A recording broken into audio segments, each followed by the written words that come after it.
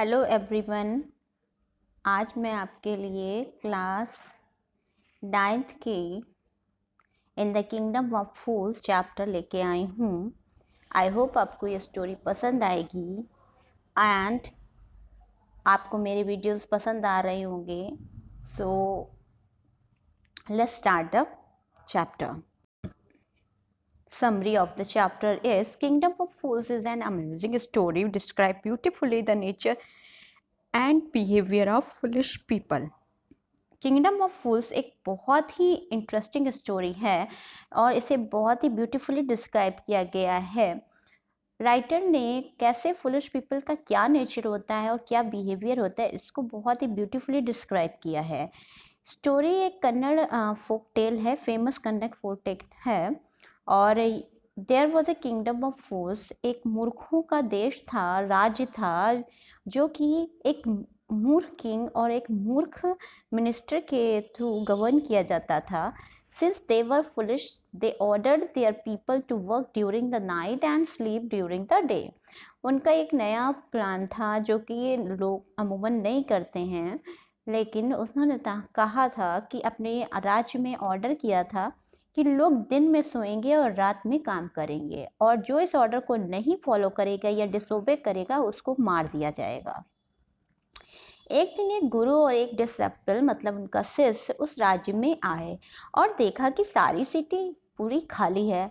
अब वो थोड़ा सा अचंभित हो गए, लेकिन जैसे जैसे शाम हुई उन्होंने देखा कि पूरा जो राज्य था एक्टिविटीज़ में आ जाता है, डेली कोर्स में आ जाता है, सभी अपने अपना काम पे लग जाते हैं, दुकानें खुल जाती हैं, फूड आइटम्स मिलने लगते हैं। अब वहाँ के फूड आइटम्स देखकर तो सब कुछ एकदम अमेज्ड होता है, सरप्राइजिंग होता है, और वहाँ की कॉस्ट तो और भी ज़्यादा सबको अमेज कर देती है उन दोनों के। They what so much food.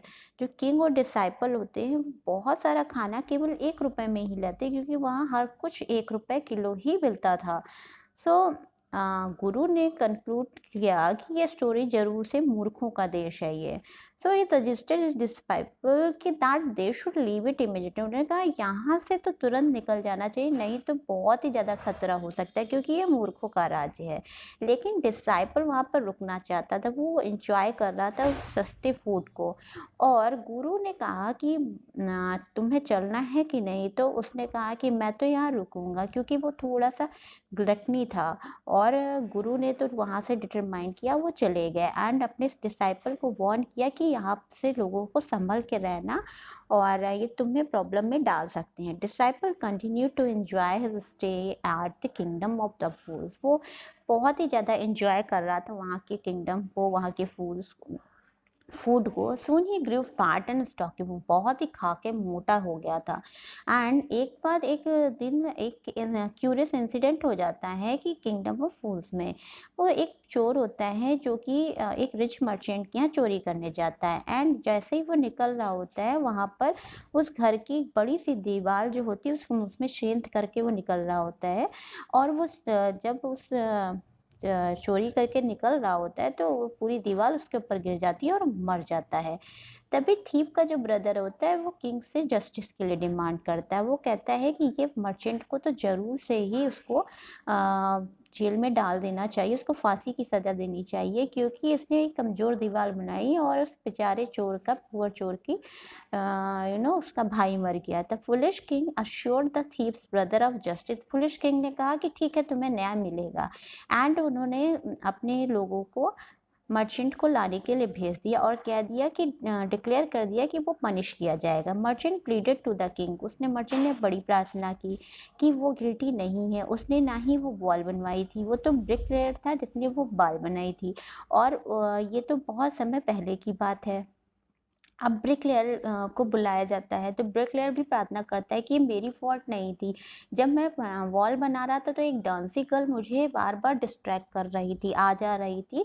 इस वजह से उसकी जो एंकलेट की जिंगलिंग थी उसके कारण मैं डिस्ट्रैक्ट हो गया। अब डांसिंग गर्ल को बुलाया जाता है तो डांसिंग गर्ल भी वो भी काफ़ी बूढ़ी हो चुकी होती है। वो भी बड़ी प्रार्थना करती है कि वो वो बार बार आना जाना उसका इसलिए हो रहा था क्योंकि गोल्ड स्मिथ जो था वो बार बार उसे ज्वेलर उसकी दुकान पे बार बार बुलाता था, इस वजह से उसको बार बार वहाँ आना जाना पड़ता था और वो उसकी ज्वेलरी को बनाने में देरी कर रहा था। गोल्ड स्मिथ फिर बुलाया जाता है, तो गोल्ड स्मिथ कहता है कि अपना ब्लेम वो सेम रिच मर्चेंट पे डाल देता है, कहते हैं मेरी कोई प्रॉब्लम नहीं है, मैं तो तुरंत ही बना देता, लेकिन जो रिच मर्चेंट के यहाँ शादी थी इस वजह से मुझे जल्दी जल्दी वो गोल्ड्स बनाने थे।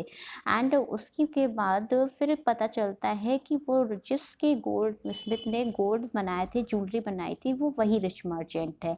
तो फिर से जिसके यहाँ से दीवार गिरी थी, अब मर्चेंट अगेन प्लीड करने लगता है कि ये दीवार मैंने नहीं बनाई थी बल्कि मेरे फादर ने बनवाई थी, फादर के टाइम पे, और वो मर चुके हैं। तो किंग कहता है कि पनिश तो मर्चेंट को ही किया जाएगा क्योंकि उसके पिता ने ये किया था, तो उसका पाप तो बेटे को मिलना ही पड़ेगा, क्योंकि उसकी जायदाद भी उसके बेटे को ही मिली है, तो उसका पाप भी उसके बेटे को ही मिलेगा।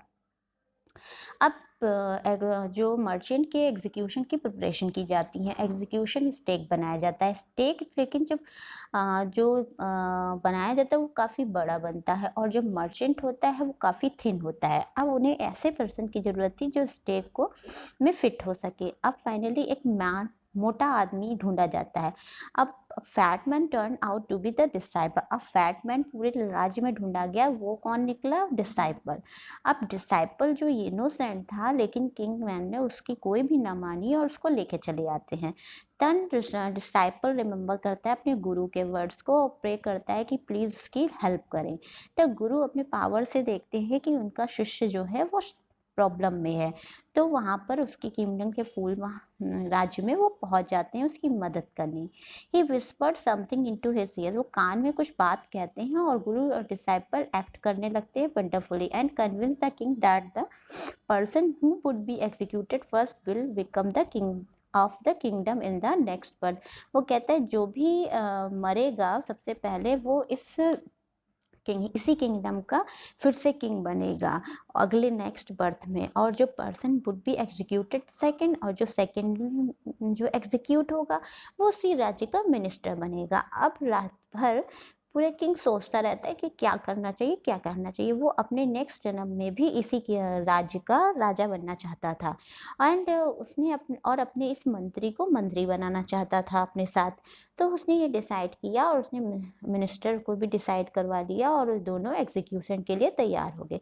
उन्होंने गुरु और डिसाइपल को ऑर्डर दिया एग्जीक्यूटेड का, but at night he freed the guru and his disciple. और रात में उन लोगों ने उन दोनों को फ्री कर दिया और उन लोगों के कपड़े पहन लिए।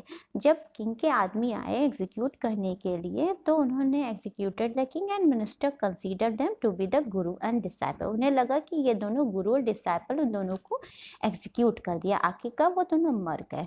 एंड देन बाद में पता लगा कि ये उनकी बॉडीज में ये तो कोई और है, जब सब कुछ डिस्पोज हो चुका था। अब ये दोनों बहुत ही ज़्यादा, पूरा राज्य परेशान हो गया एंड अल्टीमेटली वहाँ की जनता ने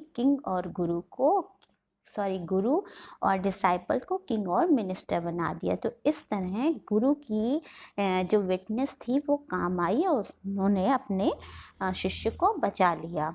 सो आई होप आपको ये स्टोरी पसंद आई होगी, एंड कमेंट बॉक्स में कमेंट करना मत भूलिएगा। Keep watching my video. Thanks for watching.